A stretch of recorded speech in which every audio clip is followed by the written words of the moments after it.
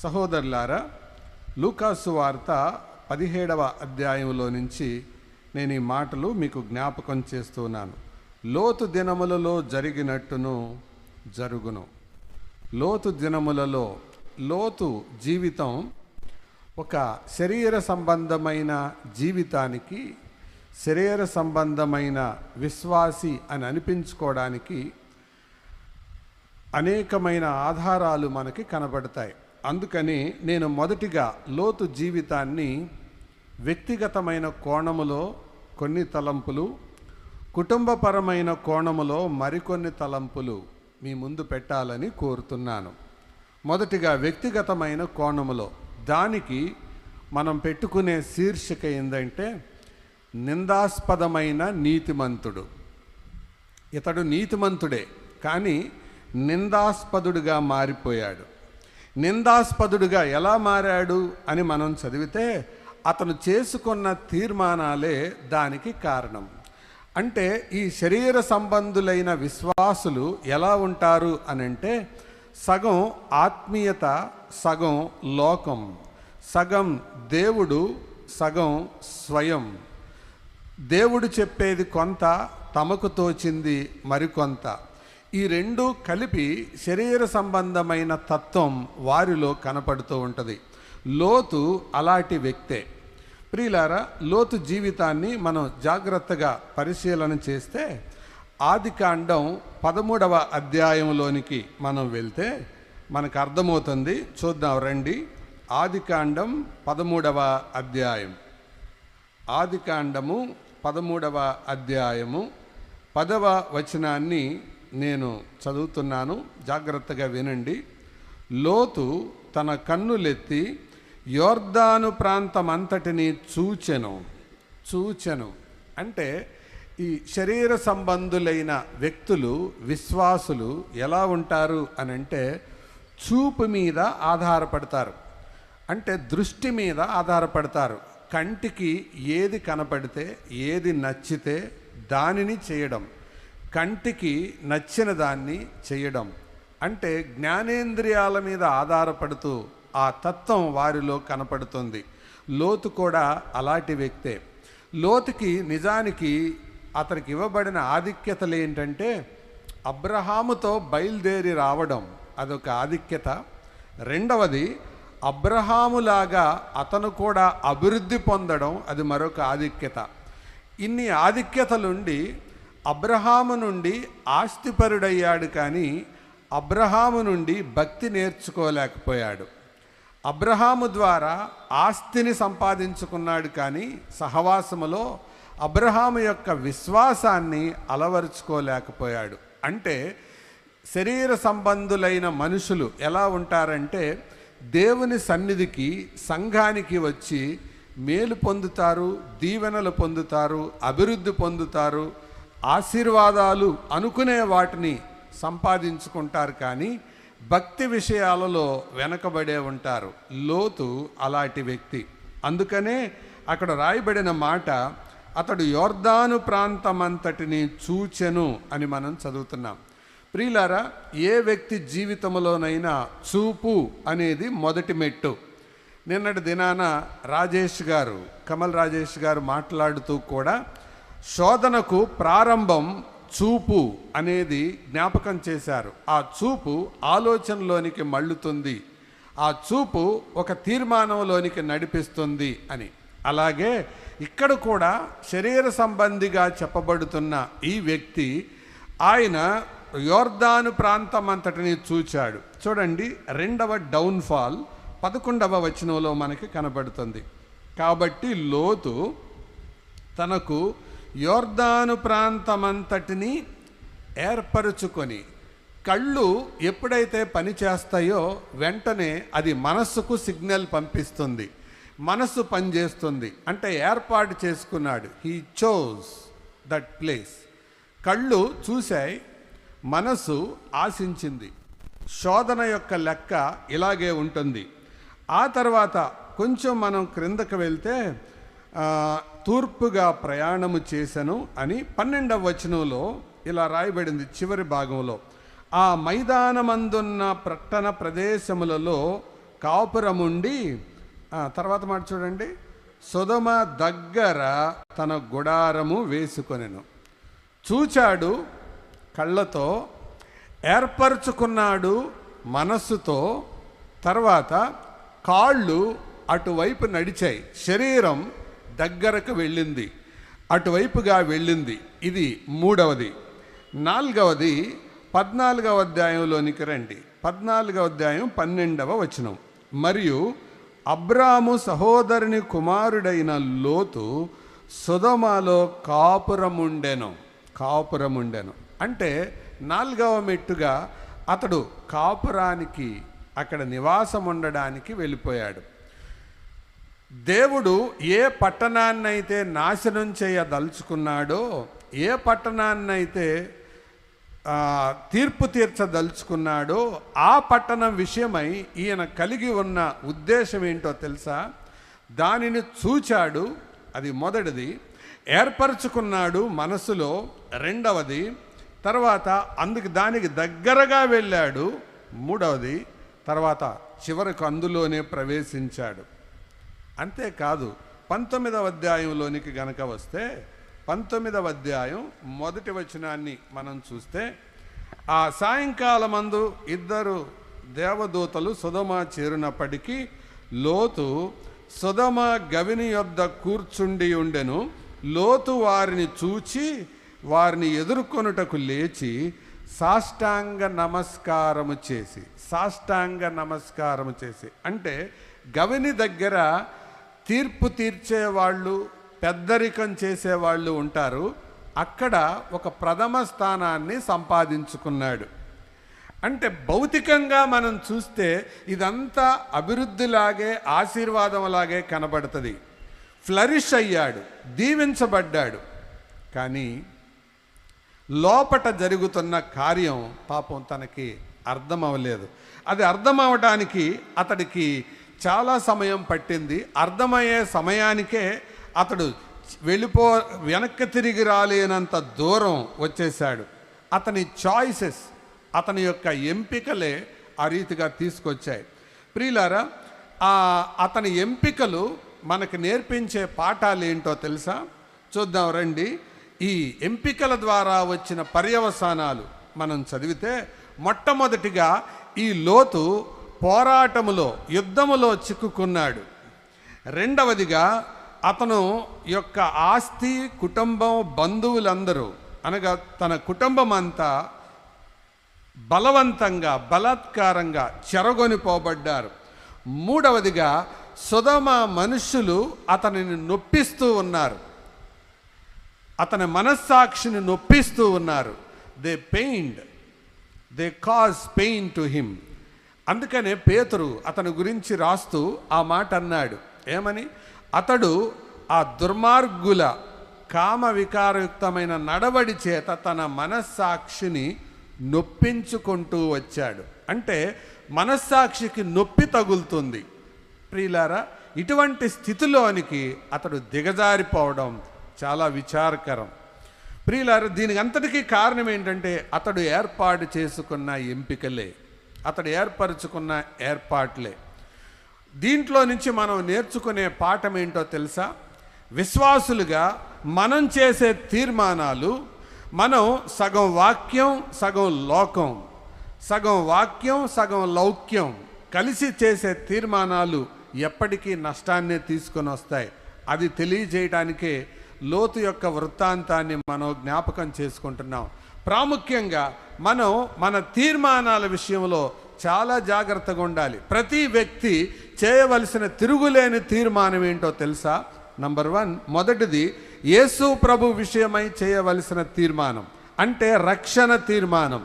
యేసు ప్రభు విషయమైన తీర్మానాన్ని ఒక వ్యక్తి సరిగా చేయకపోతే అతను నిత్యత్వాన్ని కోల్పోతాడు. అంటే యుగాయుగాలు నరకాగ్ని శిక్షలోనికి వెళ్ళిపోతాడు. ఏళ్ల తరబడి దేవుని వాక్యం వింటున్నారు కానీ కొంతమంది నమ్మడం లేదు, మరికొంతమంది నమ్ముతున్నారు కానీ బాప్తిస్మానికి ముందుకు రావడం లేదు, మరికొంతమంది నమ్మి బాప్తిస్మం పొందుతున్నారు కానీ ప్రభువుకి ఇష్టలుగా బ్రతకటం లేదు. దేవుని వాక్యం చెప్తుంది, ప్రభు విషయమైన ఒక గట్టి తీర్మానం, రక్షకుని విషయమైన ఒక గట్టి తీర్మానం గనక లేకపోతే ఆ వ్యక్తి నష్టపోతాడు, నిత్యత్వాన్ని కోల్పోతాడు. రెండవ తీర్మానం మనం ఏంటో తెలుసా? జీవిత భాగస్వామి విషయంలో చేసే తీర్మానం. జీవిత భాగస్వామి విషయంలో తీర్మానం చేయడం చాలా చాలా అవసరం. ఇక్కడ కొంతమంది యవనస్తులు కనబడుతున్నారు, జాగ్రత్త. ఎప్పుడు కంటి ద్వారా లేకపోతే లోకానికి నచ్చినట్టుగా కాదు, ఏది దేవుని చిత్తమో, నీ ఆత్మీయ జీవితానికి ఎవరు క్షేమమో వారిని ప్రార్థనాపూర్వకంగా దేవుని చిత్తానుసారంగా దైవ సేవకుల సలహా మేరకు వివాహం చేసుకోవడం మంచిది. కానీ నీ అంతటా నీవు ప్రయత్నిస్తే, నీ అంతటా నీవు నిర్ణయాలు చేసుకుంటే తర్వాత జీవితంలో నష్టపోతావు. అందుకే చార్లెస్ స్పర్జన్ అనే దైవజనుడు ఇలాగన్నాడు, ప్రతి వ్యక్తి తన జీవితంలో 2 ప్రాముఖ్యమైన తీర్మానాలు చేయాలి. ఒకటి, యేసుక్రీస్తుని ప్రభువుగా అంగీకరించే తీర్మానం. రెండవది, సరైన జీవిత భాగస్వామిని ఎంపిక చేసుకునే తీర్మానం. ఈ 2 తీర్మానాల్లో ఒక వ్యక్తి పొరపాటు చేస్తే జరిగే నష్టం ఏంటో తెలుసా? యేసుక్రీస్తు విషయంలో తీర్మానం సరైంది కాకపోతే నిత్యత్వాన్ని కోల్పోతాడు. జీవిత భాగస్వామి విషయంలో తీర్మానం సరైంది కాకపోతే భూలోకములో నరకాన్ని అనుభవిస్తాడు. యేసు ప్రభు విషయంలో తీర్మానం సరైంది కాకపోతే నిత్యత్వములో నరకం, జీవిత భాగస్వామి విషయంలో తీర్మానం సరైంది కాకపోతే భూలోకములోనే నరకం. అందుకనే తీర్మానాలు సరిగ్గా చేయాలి. కానీ చాలామంది చేసే తీర్మానాలు లోకానుసారంగా లేకపోతే స్వంత ఇష్టాన్ని బట్టి ఉంటాయి. అసలు దేవునికి మానవ జాతి మీద కోపం రావడానికి ఆదికాండం 6వ అధ్యాయంలో కారణమే అది. దేవుని కుమారులు, నరుల కుమార్తెలు చక్కని వారని చూసి పడిపోయారు. అందుకే దేవునికి కోపం రగులుకుంది, వారి ఆయుష్కాలాన్ని ఆయన పడగొట్టేశాడు. అంటే అక్రమమైన వివాహాలు దేవుని ఉగ్రతకు పాత్రమవుతాయి. హెబ్రీ గ్రంథకర్త అందుకే 13వ అధ్యాయంలో ఇలా రాశాడు, వేశ్యా సంగులకును వ్యభిచారులకును దేవుడు తీర్పు తీరుస్తాడు. వివాహానికి ముందు, వివాహానికి తర్వాత పాపం చేయకూడదు. జీవిత భాగస్వామి విషయంలో ఒక స్థిరమైన, బలమైన, ఆత్మీయమైన గట్టి తీర్మానం చేయాలి. లోతు జీవితంలో మనం నేర్చుకునే పాఠాలవే. ప్రియులారా, మొట్టమొదటిది రక్షణ విషయమైన తీర్మానం, రెండవది భాగస్వామి విషయమైన తీర్మానం, మూడవది కెరియర్ అనగా భవిష్యత్తు విషయమైన తీర్మానం. అంటే కొన్ని ఉద్యోగాలు, కొన్ని పనులు, కొన్ని వ్యాపారాలు ఆత్మీయ జీవితానికి అసలు సూట్ అవ్వవు. అందుకే బైబిల్ ఇలా చెప్తుంది, దుర్వ్యాపారము అని. దుర్వ్యాపారము అంటే అది చాలా అర్థం ఉండొచ్చేమో, కానీ నాకు అర్థమైంది చెప్తున్నాను. ఏదైతే దేవునికి నిన్ను దూరంగా చేస్తుందో, దేవుని సన్నిధికి నిన్ను దూరంగా చేస్తుందో, దేవునికి అయిష్టుడిగా బ్రతికేలాగా చేస్తుందో అది దుర్వ్యాపారమే. అందుకే సహోదరులారా, సహోదరీలారా, చాలా జాగ్రత్త. మన యొక్క భవిష్యత్తు విషయములో, కెరియర్ విషయంలో కూడా తీర్మానాలు జాగ్రత్తగా చేయాలి. నేటి దినాల్లో ఎక్కువ మంది సాఫ్ట్వేర్ సైడ్ వెళ్తున్నారు. మీరు సాఫ్ట్వేర్ సైడ్ వెళ్తారా, హార్డ్వేర్ సైడ్ వెళ్తారా నేను మాట్లాడలేదు. కానీ నేను అడగాల్సిన ప్రశ్న ఏంటంటే, ప్రజలంతా మెలకువగా ఉన్నప్పుడు నువ్వు నిద్రపోవటం, నువ్వు నిద్రపోయేటప్పుడు ప్రజలంతా మెలకువగా ఉండటం, నీ జీవితం ఎవరికి ఉపయోగకరంగా ఉంటుంది? ఎవరికి మేలుకరంగా ఉంటుంది? అది ఆలోచించండి. నైట్ డ్యూటీ, నైట్ షిఫ్ట్లు చేసేవాళ్ళు ఏదో ఎప్పుడైనా పొరపాటున ఒక వారానికో లేకపోతే నెలకో డ్యూటీ పడటంలో అది అర్థం కొంతవరకు పర్వాలేదేమో. కానీ జీవితకాలం అంతా అలాగే ఉంటే ప్రభు కొరకు నువ్వు చేసే కార్యాలేంటి, ప్రభు సంఘం కొరకు, క్షేమాభివృద్ధి కొరకు నువ్వు తలపెట్టే పనులేంటి, నీ ఉద్యోగం, నీ వ్యాపారం నీకే సరిపోతూ ఉంటే ఇంకా ఏ రీతిగా ప్రభు కొరకు నీవు జీవించగలవు? లోతు తన స్వార్థం కొరకే ఆలోచించాడు. ఇది కెరియర్ విషయమై చేసే తీర్మానం. అంతేకాదు, స్నేహితుల విషయమై కూడా చేసే తీర్మానం. మన యొక్క స్నేహితులు, మన యొక్క సహవాసులు మన యొక్క ఆత్మీయ జీవితంపై చాలా ప్రభావం చూపిస్తారు. అందుకనే బైబిల్ ఇలా చెప్తుంది, కొరింథీ మొదటి పత్రిక 15వ అధ్యాయం, మోసపోకుడి, దుష్ట సాంగత్యము మంచి నడవడిని చెరుపును. అందుకే ఇంగ్లీష్లో ఒక ఆయన ఇలాగన్నాడు, tell me your friend, I will tell who you are. నీ స్నేహితుడు ఎవరో చెప్పు, నీ యొక్క సంగతి ఏంటో నేను చెప్తాను అన్నాడు. కాబట్టి సోదరులారా, స్నేహితుల విషయమై కూడా జాగ్రత్త. ఎందుకంటే అలాంటి సహవాసాలు బట్టి భక్తి కోల్పోయిన వాళ్ళు చాలామంది ఉన్నారు. బైబిల్లో ఉన్నారు, బైబిల్ బయట కూడా ఉన్నారు. సహవాసాలు చాలా ప్రభావం చూపిస్తాయి. దీని విషయమై కూడా సరైన తీర్మానం చేయాలి. అందుకనే అపోస్తలుడైన పౌలు తన ఆత్మీయ కుమారుడైన తిమోతికి ఒక మంచి సలహా ఇచ్చాడు. తిమోతి, యవనేచ్ఛల నుండి దూరంగా పారిపో, పవిత్ర హృదయులై ప్రభువునకు ప్రార్థన చేయి వారితో కూడా విశ్వాసమును, నిరీక్షను, ప్రేమను, సమాధానమును వెంటాడుము అన్నాడు. అంటే పవిత్ర హృదయం ఎవరు కలిగి ఉంటారో, ప్రార్థన చేసే తత్వం ఎవరు కలిగి ఉంటారో అలాంటి వారితోనే సహవాసాలు కలిగి ఉంటే నీ ఆత్మీయ జీవితానికి మేలు. అలాంటి వారు నిజమైన స్నేహితులుగా ఉంటారు, వారు విడువక ప్రేమిస్తారు. అలాంటి వారి సహవాసం మనకు క్షేమం. కానీ లోతు అటువంటి సహవాసాలకి దూరంగా వెళ్ళిపోయాడు. అబ్రహాము నుండి దూరమైపోయాడు, అబ్రహాముకు వేరుగా వెళ్ళిపోయాడు. తనని హెచ్చరించే వాళ్ళు లేరు, తన పైన విచారణ చేసేవాళ్ళు లేరు, తనను గైడ్ చేసేవాళ్ళు, నడిపించేవాళ్ళు, సలహా ఇచ్చేవాళ్ళు లేరు. ఆ సహవాసాన్ని పోగొట్టుకొని సొదొమ వారి యొక్క సహవాసాన్ని సంపాదించుకున్నాడు. ఎంత విచారకరం ప్రియులారా! వీటన్నిటి విషయమై చేసే తీర్మానాలు నీ జీవితంపై ప్రభావం చూపిస్తాయి. దీన్ని బట్టే నువ్వు శరీర సంబంధివో ఆత్మ సంబంధివో తేలిపోతాయి. నేటి దినాల్లో ఎంతమంది దేవుని సన్నిధిలో కనబడుతున్నా ఎక్కువ శాతం మందిలో శరీరమే పని చేస్తూ ఉంది. శరీర సంబంధమైన కార్యాలు పనిచేయటానికి కారణం ఏంటో తెలుసా? వారి ఎంపికలు సరిగ్గా లేవు.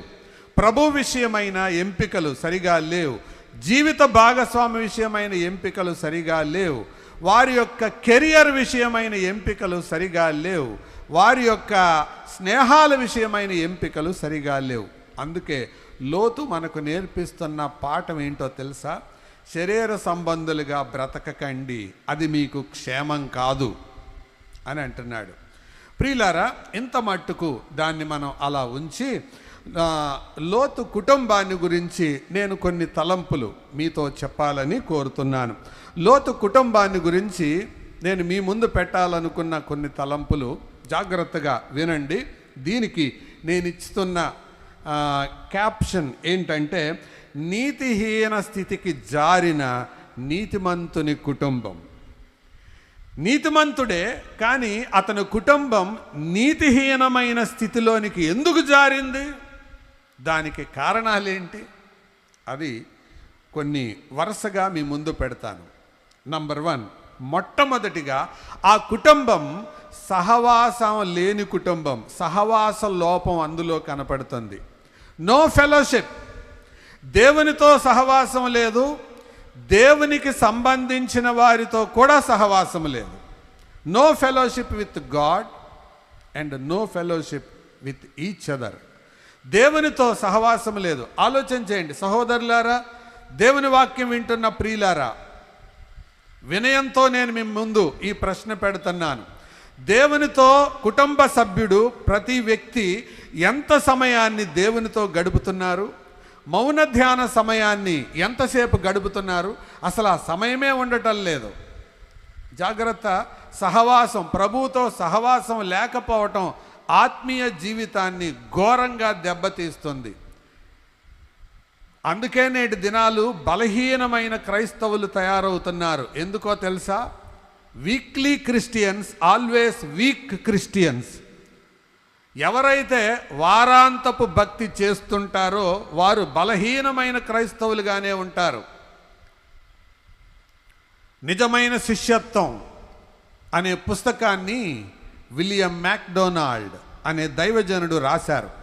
దాంట్లో ఆ పుస్తకాన్ని ప్రారంభం ఆయన ఇచ్చిన మాట ఏంటంటే, ఏదో వారాంతపు సెలవు దినాలలో ఆయనకు 1 గంటో 2 గంటలో ఇచ్చే వాళ్ళ కోసం దేవుడు ఎదురు చూడటల్లా.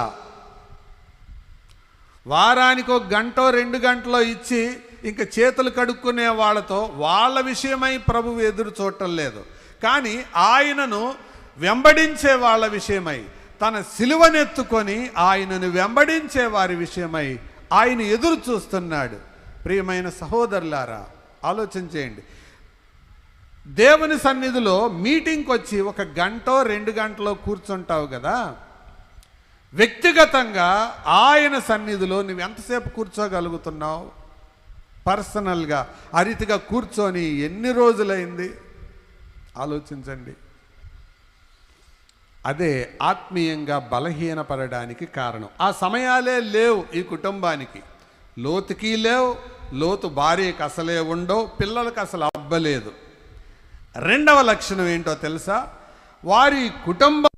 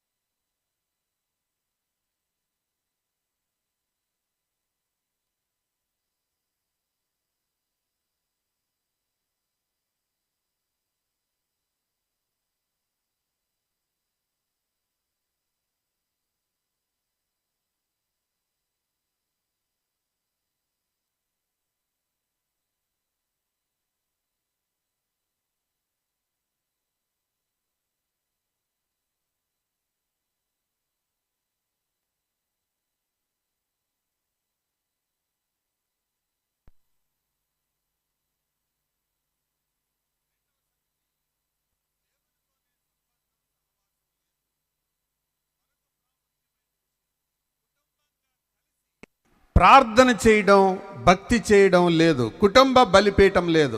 ఇక్కడున్న మిమ్మల్ని అందరినీ ఒక ప్రశ్న అడగనా? ఎంతమంది కుటుంబాల్లో ప్రతిదినం అర్థవంతంగా కుటుంబ ప్రార్థన జరుగుతుంది? ఆలోచించండి. చర్చకు వస్తున్నారు కుటుంబం అంతా, కుటుంబంగా కలిసి భార్య, భర్త, పిల్లలు సహవాసంగా కూడి ఒక పాట పాడుకొని దేవుని వాక్యాన్ని ధ్యానం చేసే అలవాటు కుటుంబంగా ఎంతమందికి ఉంది? ప్రియులారా, దానికి సరైన జవాబు లేకపోతే మన కుటుంబం సహవాస లోపంతో సతమతమవుతుంది. దాన్ని ఫెలోషిప్ డెఫిషియన్సీ అంటారు. విటమిన్ డెఫిషియన్సీ ఏ రీతిగా శరీరపరమైన అనారోగ్యానికి కారణమవుతుందో, సహవాస లోపం ఆత్మీయ అనారోగ్యానికి కారణమవుతుంది. ఇది మొదటి కారణం. రెండవది, ఈ కుటుంబంలో కనపడే రెండవ నష్టం, రెండవ లక్షణం ఏంటంటే సమర్పణ లోపం. No sacrificial nature. అబ్రహాము బలిపీఠాలు కట్టడం, బలులు అర్పించటం లోతు చూస్తూనే ఉన్నాడు. తన కొరకు ఇల్లు కట్టుకున్నాడు కానీ ప్రభువు కోసం ఒక్క బలిపీఠాన్ని కూడా కట్టినట్టు మనకు రికార్డులో లేదు. అంటే లోతు తన స్వార్థం కొరకు స్థిరమైన వాటిని ఏర్పాటు చేసుకున్నాడు. దేవునికిచ్చే వాటికి, దేవుని కొరకు ఖర్చు పెట్టే వాటి విషయంలో అస్సలు ఆలోచనే లేకుండా బ్రతుకుతున్నాడు. సమర్పణ లోపం. ప్రియులారా, చాలా కుటుంబాల్లో ఇదే. భౌతికంగా మీరు ఎరిగారు, మంచిదే, ఎదిగారు, ఫైన్. మరి ఆధ్యాత్మికంగా దేవుని సేవ కొరకు, దేవుని సంఘ క్షేమం కొరకు నశించిపోతున్న ఆత్మల కొరకు మీ కుటుంబము ఎలాగ పాలిభాగస్తులవుతున్నారు చెప్పండి. ఏమిస్తున్నారు? నేను కొంతమందిని ఎరుగుదును, వారు జీతం రాగానే దేవుని భాగాన్ని దేవునికి తీస్తారు, కొంత భాగాన్ని దూర ప్రాంతాల్లో మిషన్స్ వర్క్ చేసే వారికి పంపిస్తారు, మరికొంత భాగాన్ని పేదల అవసరతల కొరకు వాడుతూ ఉంటారు, మరికొంత భాగాన్ని పిల్లల భవిష్యత్తు కొరకు భద్రపరుస్తుంటారు. ప్రియులారా, ఆ రీతిగా ఒక ప్రణాళికాబద్ధమైన జీవితం చాలామందిలో కనపడదు. కానీ అదే ఆత్మీయ జీవితానికి ఒక పెద్ద నష్టం తీసుకొని వస్తుంది. అబ్రహామేమో దేవుని కొరకు పర్మనెంట్ అనగా శాశ్వత కాలం ఉండే బలిపీఠాలు కడుతూ తన కొరకు గుడారాల్లో ఉన్నాడు. కానీ లోతు దానికి వ్యతిరేకంగా ఉన్నాడు. తన కొరకు స్థిరమైన నివాసాన్ని ఏర్పాటు చేసుకున్నాడు, కానీ దేవుని కొరకు ఒక బలిపీఠం కట్టినట్టు కూడా మనకి లేదు. సమర్పణ లోపం. ప్రియులారా, ఒకసారి గుంటూరు జిల్లాలో ఒక ఊరు వెళ్ళాను. వెళ్తే అక్కడ పెద్ద వివాహ కార్యక్రమం చాలా గ్రాండ్గా ఏర్పాటు చేశారు. చేసి దాదాపు ఒక 2000 మంది భోజనం చేసినట్టున్నారు. అయిపోయిన తర్వాత దేవుని సేవకులకు వారు దేవుని సేవకులకు ఇచ్చేటప్పుడు, అన్న ఈ బీద కానుక ఉంచండి అన్న అని ఒక 20 రూపాయలు చేతిలో పెట్టారు. భోజనాలు పెట్టింది ఎంతమందికి? 2000 మందికి. నేను మాట్లాడేది ఒక 40 సంవత్సరాల క్రితం సంగతి చెప్తున్నాను. ఆయన ఆంధ్రప్రదేశ్లో విరివిగా వాడబడుతున్న దేవుని సేవకుడు. ఆయన చాలా సౌమ్యుడు, ఆత్మీయుడు, గొప్ప దైవజనుడు.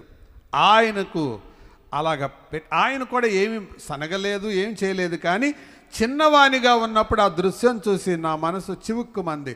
అరే, వాళ్ళు నిజంగా పేదవాళ్ళైతే పర్వాలేదు, కానీ దేవుడు ఉండడానికి చక్కని ఐశ్వర్యవంతమైన స్థలాన్ని ఇచ్చాడు. అంతేకాదు 2000 మందికి వివాహ కార్యక్రమంలో గ్రాండ్గా ఏర్పాటు చేశారు. ఒక దైవ సేవకునికి ఇచ్చే దగ్గరికి వచ్చేటప్పటికి ఇంత పిసనారిగా ఉంటున్నారు. నేటి క్రైస్తవ కుటుంబాలు కూడా చాలా అలాగే ఉన్నాయి. సమర్పణ లోపం. తమ కొరకు చాలా బాగా ఏర్పాట్లు చేసుకున్నారు, కానీ దైవ సేవకుని కొరకు, దేవుని పని కొరకు కష్టపడేవాళ్ళు, త్యాగం చేసేవాళ్ళు లేరు. ఇది ఆ కుటుంబం విఫలమవ్వడానికి మరొక కారణం. ప్రియులారా, ఇది రెండవది. మూడవది, ఆ కుటుంబంలో కనపడేది సమన్వయ లోపం. సమన్వయం, ఒకరి మధ్య ఒకరికి సమన్వయం లేదు. రండి ఒకసారి ఆదికాండం 19వ అధ్యాయం. ఆదికాండం 19వ అధ్యాయం మొదటి వచనాన్ని నేను చదువుతున్నాను. ఆ సాయంకాలమందు 2 దేవదూతలు సొదొమ చేరునప్పటికీ లోతు సొదొమ గవిని యొద్ద కూర్చుండి ఉండెను. లోతు వారిని చూచి వారిని ఎదుర్కొనుటకు లేచి సాష్టాంగ నమస్కారము చేసి, చదువుతారా?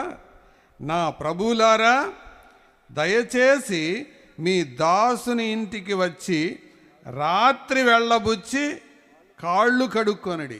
సమన్వయ లోపం అంటున్నాను, చూసారా? ఈ మాటల్లో కూడా సమన్వయం లేదు. మామూలుగా అయితే కాళ్ళు కడుక్కొని రాత్రి వెళ్ళబుచ్చుతారా? రాత్రి వెళ్ళబుచ్చి కాళ్ళు కడుక్కుంటారండి? ఏమంటున్నాడు ఆయన? రాత్రి వెళ్ళబుచ్చి కాళ్ళు కడుక్కోండి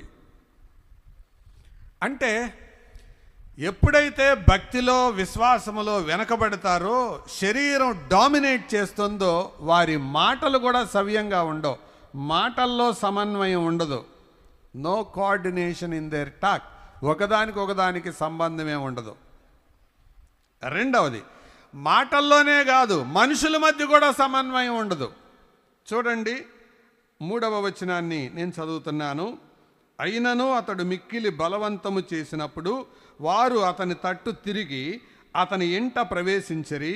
అతడు వారికి విందు చేసి పొంగని రొట్టెలు కాల్చగా వారు భోజనము చేసరి. అంటే ఎవరు భోజనం చేసింది? ఆయనే చేశాడు. మరి భార్య ఏమైంది? అదే ప్రక్కన అధ్యాయానికి వెళ్ళండి, 18వ అధ్యాయంలో అబ్రహాము ఇంటికి దేవదూతలు వెళ్ళినప్పుడు అబ్రహాము వారిని ఎదుర్కొన్నాడు. ఎవరెవరికి ఏ పని పురమాయించాలో ఆ ప్రకారం పురమాయించాడు. వారందరికీ ఆ పనులు పురమాయించి తను చేయవలసింది చేశాడు. ఇక్కడ ఏంటంటే అంత వన్ మ్యాన్ షో, ఒకడే అన్నీ. ఎవరో లోతు భార్య ఒకవేళ నర్సాపూర్ భీమవరం షాపింగ్కి వెళ్ళిందేమో మనకు తెలీదు. పిల్లలు ఈవినింగ్ షికారుకి వెళ్ళారేమో మనకు తెలీదు. నో కోఆర్డినేషన్, సమన్వయం లేదు. మొత్తం అంతా ఆయనే చేస్తున్నాడు. కుటుంబం శరీర సంబంధమైన కుటుంబంగా ఉంది అని అంటే అర్థం ఏంటంటే ఒకరి మధ్య ఒకరికి మాటల సమన్వయం ఉండదు, మనుషుల మధ్య కూడా సమన్వయం ఉండదు. ఒకే కప్పు కింద బ్రతుకుతుంటారు కానీ నో కోఆర్డినేషన్. ఇదే శరీర సంబంధమైన కుటుంబాలు. దృష్టి. మీరు ఫోటోని చూసారా, ఎక్స్రేని చూసారా? రెండింటిని గమనించి ఉంటారుగా. ఫోటోకి ఎక్స్రేకి తేడా ఏంటి చెప్పండి? ఫోటో మనం పైకి ఎలా ఉన్నామో చూపిస్తుంది. ఎక్స్రే సరే, ఒక మనిషి ఆరోగ్యాన్ని తెలియజేసేది ఫోటోనా ఎక్స్రేనా? మనం డాక్టర్ దగ్గరికి వెళ్ళేటప్పుడు ఆల్బమ్ తీసుకెళ్తామా, ఎక్స్రే తీసుకెళ్తామా? ఆల్బమ్ తీసుకెళ్ళి డాక్టర్కి ఇస్తే ఏమంటారు? ఇది కాదండి మాకు కావాల్సింది ఇది, మీ చుట్టాలకు చూపించుకోండి. మాకు కావాల్సింది ఏంటి? మీ బ్లడ్, దాంట్లో ఏ లోపం ఉందో అది తెలియజేసే రిపోర్ట్, మీ ఎక్స్రే. ఎందుకు నేను ఈ మాట చెప్తున్నానంటే నేటి క్రైస్తవ కుటుంబాలు ఫోటోలు బాగున్నాయి, ఎక్స్రేలు పాడైపోయినాయి. పైకి చేతులు వేసుకొని ఫోటోలు దిగుతున్నారు, భుజాలు రాసుకొని చెంపలు ఆనిచ్చుకొని ఫోటోలు దిగుతున్నారు. మనుషులు అలా లేరు. ఫోటోలు బాగున్నాయి, ఎక్స్రేలు సరిగ్గా లేవు. సేమ్ కండిషన్ ఈ కుటుంబం. శరీర సంబంధమైన కుటుంబాలు అలాగే ఉంటాయి. సహోదరులారా, ఇది వాస్తవమో కాదో ఆలోచించండి. మీరు ఫోటోలో ఉన్నంత బాగా మీ కుటుంబాన్ని ఎక్స్రే తీస్తే అలాగే కనబడతారా? గుండె మీద చేసుకొని చెప్పండి, గుండె ఆగిపోతే నా పూచి కాదు. శరీర సంబంధమైన కుటుంబాల మధ్య సమన్వయం ఉండదు. No coordination in the family. సమన్వయ లోపం. ఒకరికొకరికి పొంతనే లేదు. ఈయనే రొట్టెలు చేస్తున్నాడు, ఈయనే ఆహ్వానిస్తున్నాడు, ఈయనే కాలుస్తున్నాడు. భార్య ఎక్కడికి వెళ్ళిందో తెలియదు, పిల్లలు ఎక్కడికి వెళ్ళారో తెలియదు, అడ్రస్ లేరు. తల్లిదండ్రులారా, మీరు వచ్చారు, మరి మీ పిల్లలు ఎక్కడున్నారు? కూడికలు జరుగుతున్నాయి అనే సంగతి నెలలుగా ప్రకటిస్తూ ఉన్నారు కదా. కాలేజీకి సెలవు పెట్టు, స్కూల్కి సెలవు పెట్టు, దేవుని సన్నిధిలో కూర్చోవాలి, ఆ మాటలు వినాలి అన్న ఇన్స్పిరేషన్ కుటుంబానికి ఇవ్వలేకపోతే మన కుటుంబం శరీర సంబంధంగా బ్రతుకుతుంది అని అర్థం. అర్థమైందా? 4 రకాలైన లోపాలు: సహవాస లోపం, సమర్పణ లోపం, సమన్వయ లోపం, నెక్స్ట్ స్వపరీక్ష లోపం. ఇవన్నీ జరుగుతున్నా కూడా ఎందుకు ఇలా జరుగుతుంది అన్న ఆలోచనే లేదు. అందుకని దేవుని వాక్యం మనకు హెచ్చరిస్తుంది. మనుష్య కుమారుని దినాల్లో యేసు ప్రభు వారు ఈ 2 రకాల వాళ్ళని తీసుకొచ్చారు. ఈ ఇద్దరు గురించి ఒక దైవ సేవకుడు చక్కని మాట అన్నారండి. ఏంటో తెలుసా? నోవహు కుటుంబానికి, లోతు కుటుంబానికి ఆయన చెప్పిన మాట ఏంటంటే, దేవుడు నాశనం చెయ్యాలి అని అనుకున్నా నాశనం చెయ్యలేకపోయిన కుటుంబం నోవహు కుటుంబం అంట. దేవుడు బాగు చేయాలి అనుకున్నా బాగుపడలేకపోయిన కుటుంబం లోతు కుటుంబం అంట. మళ్ళీ చెప్పండి ఒకసారి. నాశనం చేయాలని డిసైడ్ అయ్యాడు, కానీ ఆ కుటుంబాన్ని నాశనం చేయలేకపోయాడు. ఏ కుటుంబం అది? నోవహుది. ఈ కుటుంబాన్ని అబ్రహామును బట్టి, దయను బట్టి బాగు చేయాలనుకున్నాడు, కానీ బాగు చేయలేకపోయాడు. దేవుడు నాశనం చెయ్యలేకపోయిన కుటుంబం ఒకటి, దేవుడు బాగు చెయ్యలేకపోయిన కుటుంబం మరొకటి.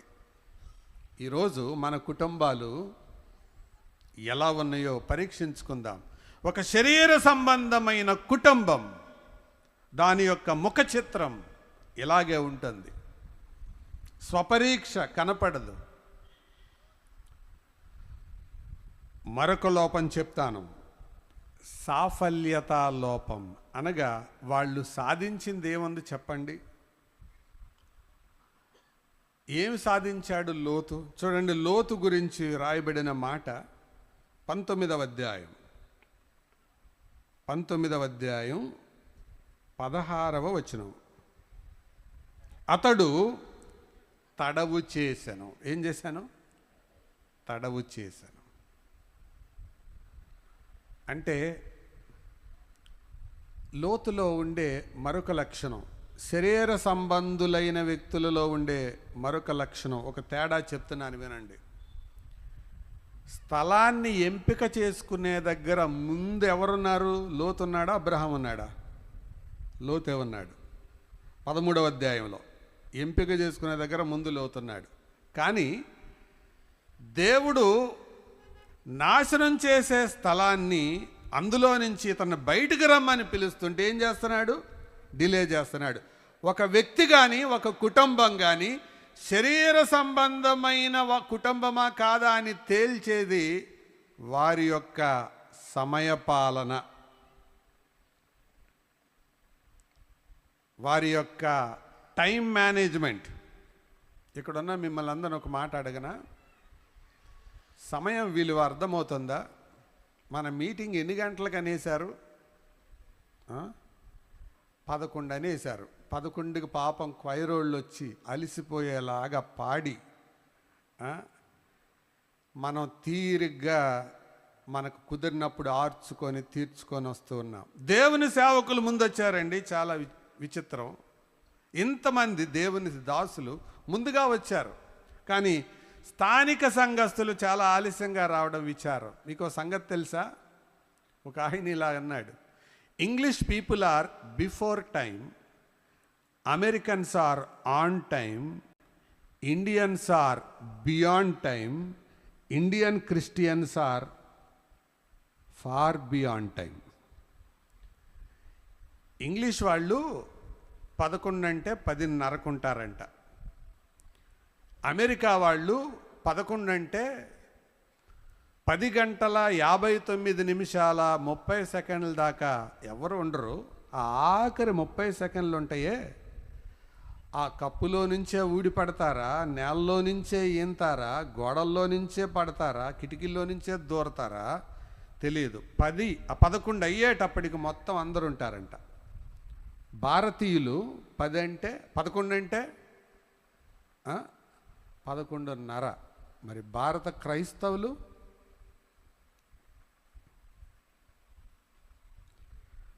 సమయం విలువ మనకు అర్థం కాకపోతే నువ్వొక శరీర సంబంధమైన విశ్వాసివి. మీ కుటుంబం ఒక శరీర సంబంధమైన కుటుంబం. లాభం పొందేదేమి లేదు, నష్టం తప్ప. సమయం విలువ ఎరగని వాళ్ళని అపోస్తలుడైన పౌలు ఏమన్నాడో తెలుసా? ఎఫెసీ పత్రిక 5వ అధ్యాయం 15వ వచనంలో అజ్ఞానులు అని పేరు పెట్టాడు. దాన్ని దినములు చెడ్డవి గనుక సమయాన్ని పోనిచ్చే వాళ్ళని, సమయాన్ని పోగొట్టుకునే వాళ్ళని ఏమన్నాడు? అజ్ఞానులు. ఇప్పుడు చెప్పండి, ఆస్తి సంపాదించుకున్న వాళ్ళని లోకం జ్ఞానులు అనొచ్చు, కానీ సమయాన్ని కోల్పోయిన వాళ్ళని వాక్యం అజ్ఞానులు అంటుంది. సమయం విలువ ఎరుగుదాం, సమయం విలువ ఎరుగుదాం. యేసు ప్రభు అంతటా ఆయన భూలోకంలో ఉండగా సమయాన్ని అనుసరించాడు. ప్రియులారా, మనం అంతకంటే ఆయన నమ్మిన బిడ్డలమైన మనం సమయానికి ఎంత ఆనర్ చేయాలి. అసలు ఆ సెగే లేదు, ఆ రోషమే లేదు, ఆ స్పృహే లేదు. శరీర సంబంధమైన వ్యక్తులు, కుటుంబాలు, సంఘాలు కూడా అలాగే ఉంటాయి.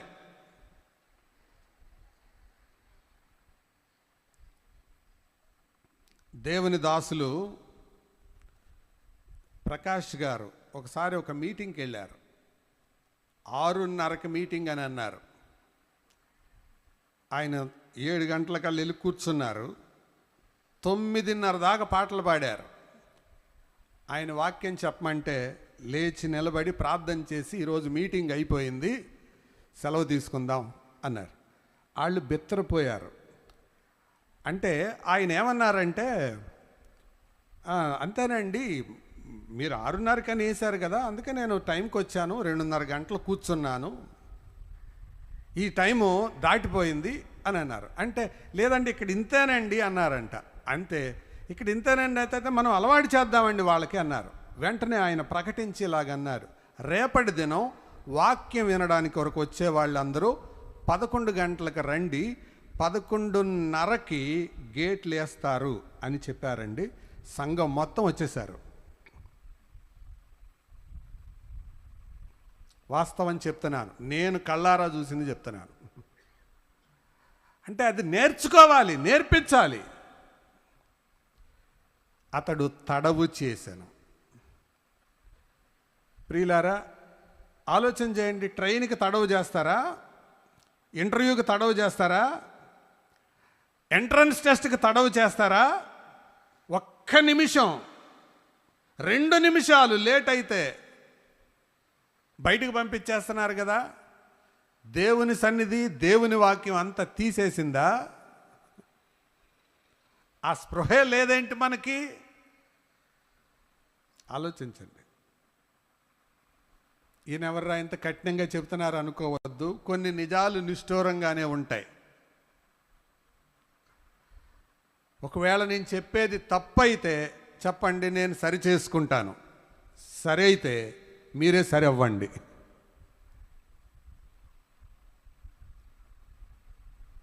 అతడు తడవు చేశాను.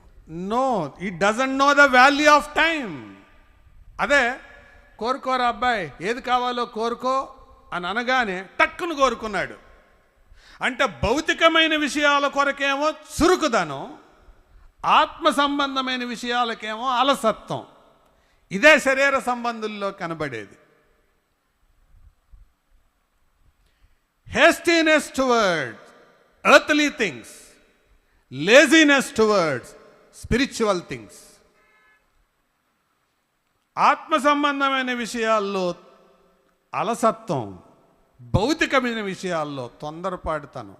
ఒకరోజు ఒక ఆవిడ ప్రొద్దుట 7 గంటలకు వచ్చింది.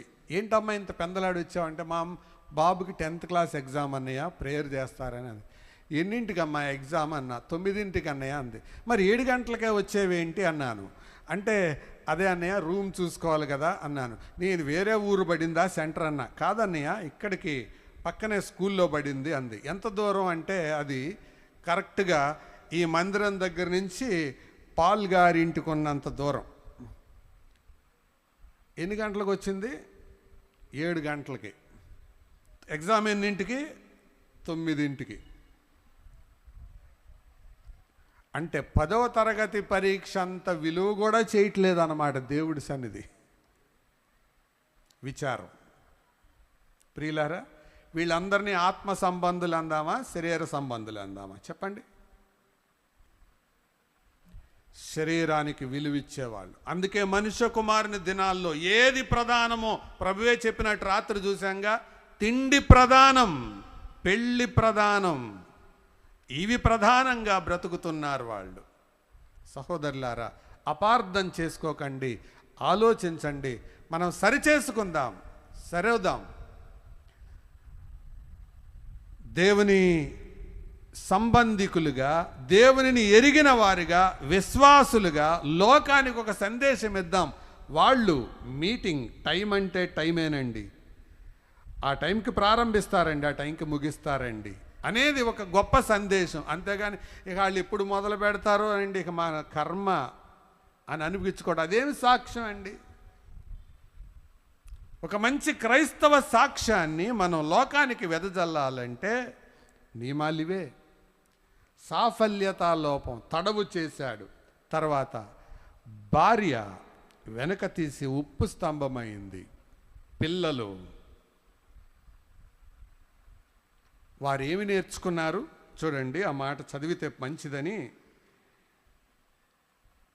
19వ అధ్యాయం ఆదికాండం 19:31. ఇట్లుండగా అక్క తన చెల్లెలతో, మన తండ్రి ముసలివాడు. ఏం మర్యాద? అందరు చెప్పండి ఒకసారి, ఇంకొకసారి. సర్వలోక మర్యాద. వీళ్ళకి ఏ మర్యాదలు అబ్బలేదో తెలుసా? దైవిక మర్యాదలు అబ్బలా, కానీ ఏ మర్యాదలు అబ్బినాయి? లోక మర్యాదలు అబ్బినాయి. ఇక్కడున్న తల్లిదండ్రులకు ఒక ప్రశ్న. మీ పిల్లలకి ఇండియన్ క్రికెట్ టీంలో ఉండే 12 మంది పేర్లు తెలుసా? లేకపోతే బైబిల్లో ఉండే అపోస్తుల 12 మంది పేర్లు తెలుసా? కొత్తగా రిలీజ్ అయిన సినిమా హీరో హీరోయిన్ మ్యూజిక్ డైరెక్టర్లు వాళ్ళు తెలుసా? బైబిల్ రచయితలు వాళ్ళు తెలుసా? పిల్లలు లోక మర్యాదలు నేర్చుకుంటున్నారు. కారణమేంటి? ఆవు చేలో మేస్తే దూడ గట్టు మీద మేస్తుందా? ఆత్మీయమైన విలువలు, ప్రమాణాలు మనం నేర్చుకోలేకపోతే మన పిల్లలకి ఎలా నేర్పగలం? ఆ పిల్లలకు ఏమబ్బింది? వాళ్ళ ఆలోచన, వాళ్ళ మాటల విధానం చూడండి. సర్వలోక మర్యాద చొప్పున లోక మర్యాదల వెంట పడుతున్నారు కదా ప్రియులారా. ఎంత విచారకరం! నేటి దినాల్లో యవనస్తురాండ్లు వాళ్ళు వేసుకునే డ్రెస్సింగ్, వాళ్ళు వేసుకునే మేకప్ లోకానికి తగ్గట్టు ఉంది కానీ పరలోకానికి తగ్గట్టు లేదు. అందుకే బైబిల్ చెప్తుంది, అజ్ఞానుల వలె బ్రతకొద్దు. దైవభక్తి గలవారం అని చెప్పుకునే వాళ్ళకి తగినట్లుగా జీవించండి. సాఫల్యం కాలేదండి. ఇంకా విచారకరమైన సంగతి ఏంటంటే, లోతు చేసిన ఈ అవిధేయత ద్వారా దేవుని ప్రజలకు శత్రువులు వచ్చారు. ఎవరు శత్రువులు? అమ్మోనీయులు, మోయాబీయులు, లోతు సంతానం. ఆయన చేసిన పొరపాటు ద్వారా మనం అనుకుంటాం మనం చేసే పొరపాటు చిన్నదే అని. మనం ఎంత ఆత్మీయులమైనా మనం చేసే చిన్న పొరపాట్లు పెద్ద నష్టాలకు దారితీస్తాయి. నేనైతే ఇలాగ అనుకుంటానండి, అబ్రహాము ఒకవేళ పైనుండి చూస్తూ, అరే ఆ రోజు శారా మాట వినకుండా ఉంటే ఈరోజు ఇజ్రాయెల్ అరబ్ వార్ ఉండేది కాదు కదా అనుకుంటాడేమో. ఒక్క బలహీన క్షణం చేసిన తీసుకున్న సలహా ప్రపంచ యుద్ధాన్ని మండిస్తుంది. లోతు ఒక బలహీనమైన రాత్రి చేసిన తప్పిదం అనేక మంది క్రీస్తు విరోధులకు ఎత్తి చూపడానికి ఇదొక కారణమైంది. సాఫల్యతా లోపం. ప్రియులారా, మనం మన కుటుంబం సమాజానికి ఒక సందేశం ఇవ్వలేకపోతే మనం శరీర సంబంధమైన జీవితాన్ని జీవిస్తున్నామని అర్థం. A Christian family is a message to the society. ఒక క్రైస్తవ కుటుంబం సమాజానికి ఒక సందేశం. అందుకనే అపోస్తలుడైన పౌలు ఎఫెసీ పత్రిక 5వ అధ్యాయం రాసి అందులో 22 నుండి 33 వరకు ఉన్న వచన భాగాల్లో భార్యలారా భర్తలారా అని చెప్పి చివరికి ఏమంటాడో తెలుసా? నేను క్రీస్తును గూర్చి సంఘమును గూర్చి చెప్పుచున్నాను. అంటే భార్యాభర్తల గురించి చెబుతూ చివరికి వచ్చేటప్పటికి ఏమంటున్నాడు? క్రీస్తుని గురించి, సంఘాన్ని గురించి చెప్తారు. అంటే భార్యాభర్తను చూసిన వాళ్ళకి ఎవరు కనపడాలి? క్రీస్తు, సంఘం. ఆలోచించండి, మన కుటుంబాన్ని చూసిన వాళ్ళకి సమాజానికి అది కనపడుతుందా? సంఘానికి అది కనపడుతుందా? అది కనపడకపోతే మనం శరీర సంబంధమైన కుటుంబంగానే ఉన్నాం అని అర్థం. అలాగే మిగిలిపోదామా? ఆత్మ సంబంధమైన మార్గంలోనికి వద్దామా? ప్రారంభంలో నేను 5 మాటలు చెప్పాను. ఏ కార్యక్రమంలో అయినా ఈ 5 పనులు ఉండాలని గుర్తున్నాయా? మొదటిది సమకూడడం, రెండవది సంకీర్తనలు పాడడం, మూడవది సందేశాన్ని ఆలకించటం, నాలుగవది స్వపరీక్ష చేసుకోవడం, ఐదవది ప్రభువుకి సమర్పించుకోవడం. మరొక సందేశాన్ని మనం వినబోయే ముందు కొద్దిసేపు ప్రార్థనలో స్వపరీక్ష చేసుకుందామా? తల వంచండి, ప్రార్థన చేసుకుందాం. ప్రార్థన. సహోదరుడా, సహోదరి, మనము, మన కుటుంబాలు, మనము, మన సంఘం సమాజానికి ఒక సందేశంగా ఉందా, లేదా ఒక సమస్యగా ఉందా అని ఎవరి మట్టుకు వాళ్ళే పరీక్షించుకుందాం. ఇది స్వపరీక్షా సమయం. ఒకరు మరొకరిని పరీక్షించే సమయం కాదు, ఎవరి మట్టుకు వాళ్ళే పరీక్షించుకునే సమయం.